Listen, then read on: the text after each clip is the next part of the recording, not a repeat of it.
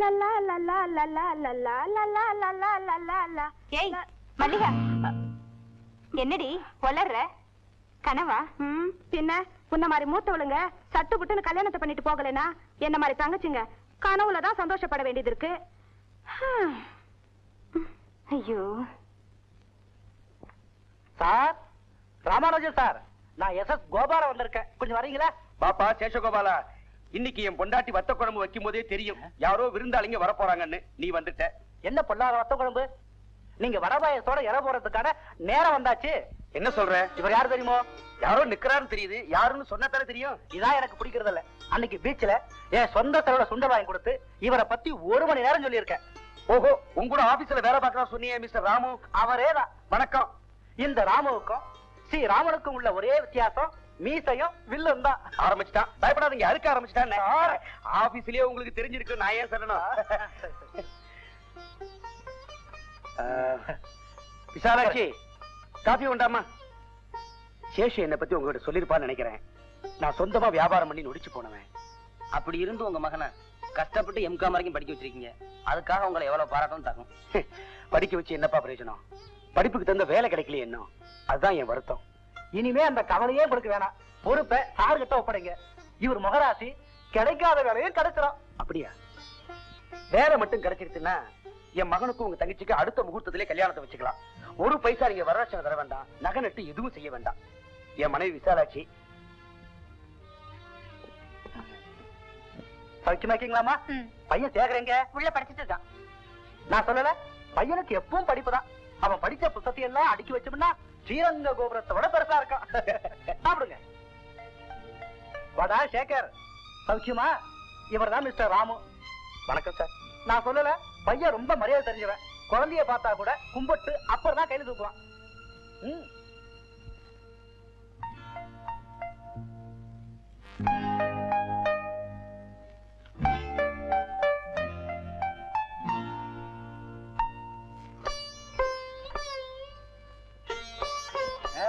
பாத்தீங்களா, பொண்ணு போட்டோவை பார்த்ததும் பையன் முகத்துல புது கலையே வந்துருச்சு. இதான் கல்யாண கலைங்கிறது. ராமு சார், எவ்வளவு சீக்கிரத்துல நீங்க பையனுக்கு வேலை வாங்கி தரீங்களோ அவ்வளவு சீக்கிரத்துல உங்க தங்கச்சி இந்த வீட்டுக்கு மருமகளா வருவாங்க. வரதட்சணைய பணமா நகையா கேட்காம வேலையா கேட்டிருக்காங்க. என்ன செய்யறது? உங்க தங்கச்சிக்கு கல்யாணம் நடக்கணும்னா அந்த உதவியை நீங்க செஞ்சுதான் தீரணும். நான் தயாரா தான் இருக்கேன். வேலை கிடைக்கிறதுனால சுலபமா இருக்கு. ஒண்ணு லஞ்சம் கொடுக்க பணம் நிறைய வச்சிருக்கணும், இல்ல ஒரு எம்எல்ஏவையோ ஒரு எம்பியையோ தெரிஞ்சு வச்சிருக்கணும். நமக்கு தான் யாருமே தெரியாத. படிப்பை மட்டும் வச்சுட்டு போய் வேலை கேட்டா நம்மள பைத்தியக்காரன் நினைக்கிறாங்க. உங்களோட ஒன்னா காலேஜ்ல படிச்சவரு ஒரு பெரிய கம்பெனில ஆபீசரா இருக்கிறதா சொன்னீங்களே, அவர்கிட்ட போய் ட்ரை பண்ணி பார்க்கலாமே? நானும் அதான் யோசனை பண்றேன். ஆனா காலேஜ்ல படிக்கும்போது அவன் என்கிட்ட பழகின விதமே வேற. இப்ப பணம் பதவிங்கிற அந்தஸ்துல அவன் எப்படி எல்லாம் மாறி இருக்கானோ.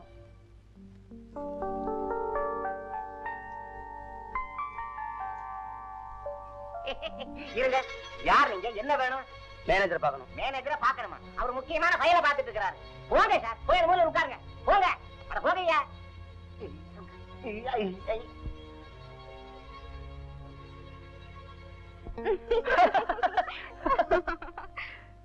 அப்ப நான் வரட்டுமா?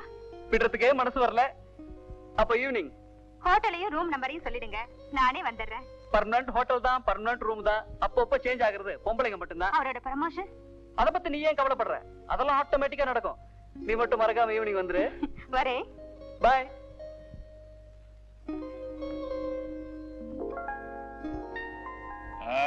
பாப்பா யாரு? ஒரு வேலை விஷயமா மேனேஜரை பார்க்கணும். எப்படியே? மேனேஜர் தனியா தான் இருக்கிறாரு, போய் பாருமா. ஏன்பா, அந்த பொண்ணுக்கு முன்னாடி நான் வந்தேன், என்ன விட்டுட்டு அதை உள்ள மிஸ்டர் லேடிஸ் ஃபர்ஸ்ட். எது அப்படின்னு நான் சொல்லல, மேனேஜர் சொல்லி இருக்கிறாரு. இந்த பாருப்பா, ஒரு முக்கியமான விஷயமா நான் அவரை பார்க்கணும். அவர் இவங்க படிச்சவரு. கூட படிச்சவரா? 2 நாளைக்கு முந்தி கூட பிறந்த தம்பியே வந்தாரு, அவரை பார்க்க முடியலையே. ஏன்? இதே மாதிரி அப்பவும் முக்கியமான ஃபைல பாத்துக்கிட்டு இருந்தாரு. என்னையா பெரிய பொல்லாத ஃபைல? நானும் ஒரு ஆபீஸ்ல ஒர்க் பண்றவன் தான். மெனக்கெட்டு தேடி வர்றான். ஒரு 5 நிமிஷம் ஒதுக்குனா தேஞ்சா போயிருவீங்க. போய் ராமு வந்திருக்கேன்னு சொல்லு போ. இதோ பாருங்க சார், அவரை பத்தி உங்களுக்கு ஒண்ணுமே தெரியாது. அவருக்கு நான் பியூன் மாத்திரம் இல்ல, பிஏ மாதிரி. அவர்கிட்ட உங்களுக்கு ஏதாவது காரியமாகணும்னா நீங்க எல்லாம் வந்து பிரயோஜனமே இல்ல. உங்க வீட்டுல சம்சாரமோ சகோதரி இருந்தா அனுப்பி வைங்க. என்னடா என்ன சார் இது, என்ன சார் இது, இதுக்கு போய் உடச்சு வசப்படுறீங்களா? நான் உண்மையைத்தானே சார் சொன்னேன். இங்க பொம்பளை வந்தா தான் சார் காரியமே நடக்கும். இப்ப உள்ள இருந்து ஒருத்தர் வெளியே போறாளே, அவ யாரு, ஏன் எதுக்கு வந்தாரு உங்களுக்கு தெரியுமோ? அவ புருஷன் ப்ரமோஷனுக்காக மேனேஜரை தனியா சந்திக்க வந்தவன் சார். நீங்களும் மேனேஜரும் காலேஜ்ல படிச்சுட்டு இருந்த படிப்பே வேற, இப்ப அவர் நடத்திட்டு இருக்கிற பாடமே வேற.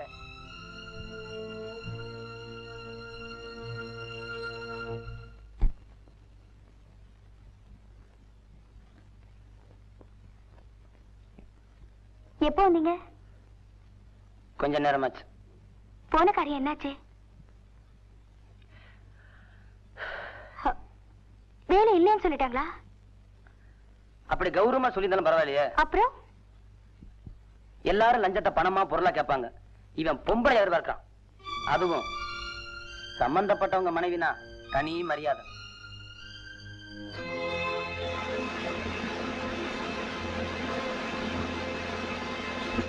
சார், என்னடா? உங்களை பார்க்க ஒரு அம்மா வந்திருக்கிறாங்க. அம்மாவா? சும்மா ஒரு மரியாதைக்காக சொன்னேன். சும்மா மைசூர் ரசகுல்லா மாதிரி பிகர் அட்டகாசமா இருக்கு சார். மடையா, டயத்தை வேஸ்ட் பண்றியே, அனுப்பி வை. அனுப்புற, அதான வேலை. May come in? Yes, come in, come in. Hello.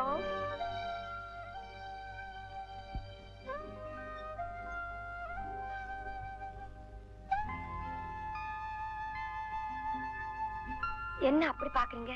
நீங்க கட்டி இருக்கிற புடவை ரொம்ப நல்லா இருக்கு. Is it? Thank you. புடவை என்ன ரொம்ப பிடிக்குமா? சுடிதார் மெட்டினா கூட பிடிக்கும். ஆனா அதை போட்டுட்டு இருக்கிற ஆளை பொறுத்து இருக்கு. பொதுவா எல்லாரும் ஆபீஸ் தான் வருவாங்க, நீங்க வீட்டுக்கே வந்திருக்கீங்களே. ஆபீஸ்னா பல இடைஞ்சல்கள் வரும். வீடுன்னா விஷயத்து விவரமா பேசலாம்ல, அதுக்கு தான். Correct correct. அதெல்லாம் அனுபவசாலிங்களுக்கு தெரியும். சில ரெக்ரூட்டுங்க விவரம் புரியாம விஷயத்தையே கெடுத்துறாங்க. நீங்க வந்த விஷயம். நீங்க உட்காருங்க. சரி. என் வரவுக்கார பையன் சேகர்னு பேரு. விட்டெல்லாம் அடிக்காம ஒழுங்கா படிச்சு பாஸ் பண்ணிருக்கான். மார்க் எல்லாம் நிறைய வாங்கி இருக்கிறான். மார்க் எல்லாம் யாருக்குங்க வேணும்? இன்னைக்கு மார்க்கெட் நிலவரப்படி பணத்தை வீசி எறிஞ்சா வேலை தன்னால கிடைக்குது. You are absolutely right. ஆனா பணத்தை லஞ்சமா கொடுக்கறதுக்கு நானும் பணத்தை லஞ்சமா வாங்குறது இல்ல. என்னை தேடி வர்றவங்களுக்கு சந்தோஷமா உதவி பண்ணுவேன். பதிலுக்கு அவங்களும் என்கிட்ட சந்தோஷமா நடந்துக்குவாங்க. நிக்கிறீங்களே, உட்காருங்க. இதானே வேணாங்கிறது. இருக்கிறது ஒரு சேரு, அதுல நீங்க உட்கார்ந்துருக்கீங்க. அப்புறம் நான் எங்க? ஐயோ, புரியாத மாதிரி நடிக்கிறீங்களே. இன்னைக்கு லேட்டஸ்ட் ஃபேஷன் 2 in 1 தானே. இதான். இங்க ஒரு டபுள் சோஃபா இல்லன்னா சோஃபா கம் பெட் போட்டுக்க கூடாதா? இதுக்குதான் அனுபவசாலி வேணுங்கிறது. அனுபவம்னா உங்க வயசு என்ன? ஏன் அப்படி கேக்குறீங்க? இல்ல, ஒருவேளை நீங்க எனக்கு தம்பியாவோ இல்ல மகனாவோ பாத்தீங்களா? ஏங்க இப்படி தகுதி இல்லாத உறவை எல்லாம் சொல்லிக்கிட்டு? அப்படியா? I'm sorry. இத பாருங்க, எனக்கு ஆபீஸ்க்கு டைம் ஆச்சு. நம்ம 2 பேரும் கொஞ்சம் சந்தோஷமா பேசிக்கிட்டு இருக்கலாமேன்னு நீங்க நினைச்சா? ஆபீஸ்க்கு போன் பண்ணி இத பாரு, நான் ஒரு முக்கியமான ஃபைல் பார்க்க வேண்டியிருக்கு, இன்னைக்கு ஆபீஸ்க்கு நான் வர மாட்டேன் அப்படின்னு சொல்லிடுவீங்கல்ல? ஐயோ, அது எப்படிங்க உங்களுக்கு தெரியும்? நான் எதையுமே விவரமா தெரிஞ்சுக்காம புரிஞ்சுக்காம விவகாரத்திலேயே இறங்க மாட்டேன்னு. பெரிய சிஐடியோ? நான் ஒண்ணு சிஐடி இல்ல, என் பேர் பெரிய நாயகி. என்ன தெரியுமா உங்களுக்கு? எனக்கு ஒரு பட்ட பேர் வேற இருக்கு, பெட்டிஷன் பெரிய நாயகின்னு. பெட்டிஷன் பெரிய நாயகி.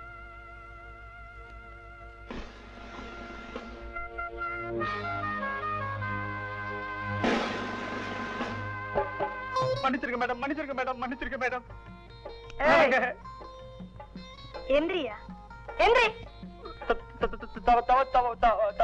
என்ன பாபா பாபான்னு பேசிட்டு இருக்கு. தப்பு பண்ணிருந்தா மன்னிச்சிருங்க.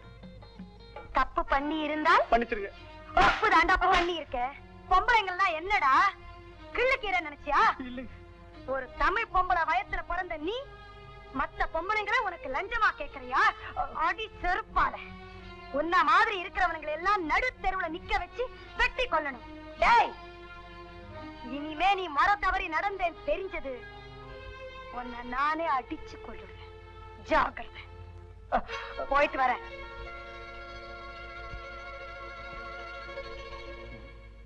சார். அடி பலமா சார். எங்கயா போயிருந்த? ஒளிஞ்சுகிட்டு இருந்தேன் சார். உங்களையே இந்த பாடுபடுத்திட்டாங்களே. நான் மாட்டி இருந்தேன், என்ன பீஸ் பீஸா கிழிச்சிருப்பாங்க சார். வெளியில சொல்லிடாதயா. முதல்ல அந்த அப்ளிகேஷனை எடு. எடுக்கிறது என்ன சார்? போஸ்டே பண்ணிடுறேன். அப்பா அப்பா எனக்கு வேலை கிடைச்சிச்சுப்பா. அப்படியா? எப்ப வேலையில சேர சொல்றாங்க? 10ஆம் தேதி ஜாயின் பண்ணுமா? அந்த ராமுவானதான் உனக்கு வேலை கிடைச்சிருக்குப்பா. அப்படி சொல்லாத சாராட்சி. அந்த ராமுவோட தங்கிக்கு கல்யாண வேலை வந்துருச்சு, அதனால இவனுக்கு வேலை கிடைச்சிருச்சு. அதுதான். எப்படியோ சந்தோஷமா இருக்கு. என்னங்க, மாப்பிள்ளைக்கு வேலை கிடைச்சி முதல் மாச சம்பளமும் வாங்கிட்டாரு. இன்னும் கல்யாணத்தை பத்தி பேசாம இருந்தா எப்படி? எதுக்கும் ஒரு நட மாப்பிள்ளை வீட்டுக்கு போயிட்டு வாங்களேன். வாங்க சார். வாங்க வாங்க வாங்க வாங்க உட்காருங்க சார். சௌக்கியமா இருக்கீங்களா? நல்ல சௌக்கியம். எக்ஸ்கியூஸ் மீ, ஒரு நிமிஷம் இது வந்துடுறேன்.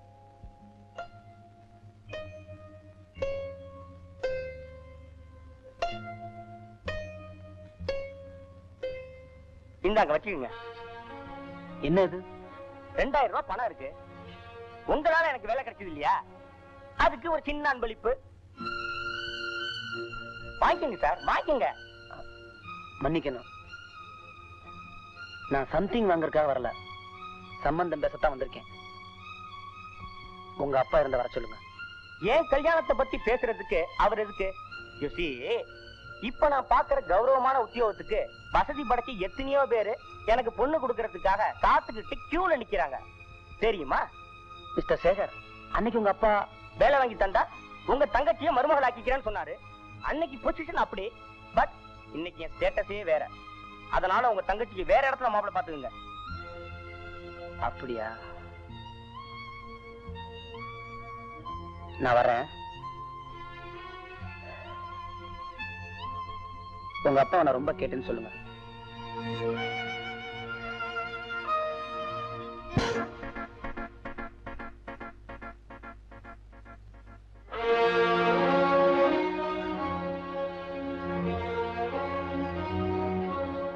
சத்யபுரோக்த எவம் குண சகல விசேஷேன வசிஷ்டாயாம் அஸ்யாம் கும்பமாசே கிருஷ்ணபட்சே. இறந்து போன உங்க பிள்ளையோட பேரை சொல்லுங்க. சேகர். இந்திராய தன்னமமா நிறுத்துங்க. இந்த அநியாயம் எங்கேயாவது நடக்குமா? பெத்த புள்ள உயிரோட இருக்கும் போதே அவன் செத்துட்டான கற்பனை பண்றீங்களே. விசாலாட்சி, நீ இதுல தலையிடாத. என்ன பொறுத்த வரைக்கும் என் மகன் நேத்து சாயந்தரமே செத்து போயிட்டான். ஐயோ, இப்படி சொல்றதுக்கு உங்க நாக்கு கூசலையா? செஞ்ச நன்றியை மறந்துட்டு உங்க தங்கச்சியை கல்யாணம் பண்ணிக்க மாட்டேன்னு ராமுட்ட சொல்லும் போது உன் மகனுக்கு நாக்கு கூசலையே. சாமி, நீங்க மந்திரத்தை சொல்லுங்க. உங்க கால்ல விழுந்து கேட்டுக்கிறேன், என் கண் முன்னாடி இப்படி ஒரு காரியத்தை பண்ணாதீங்க.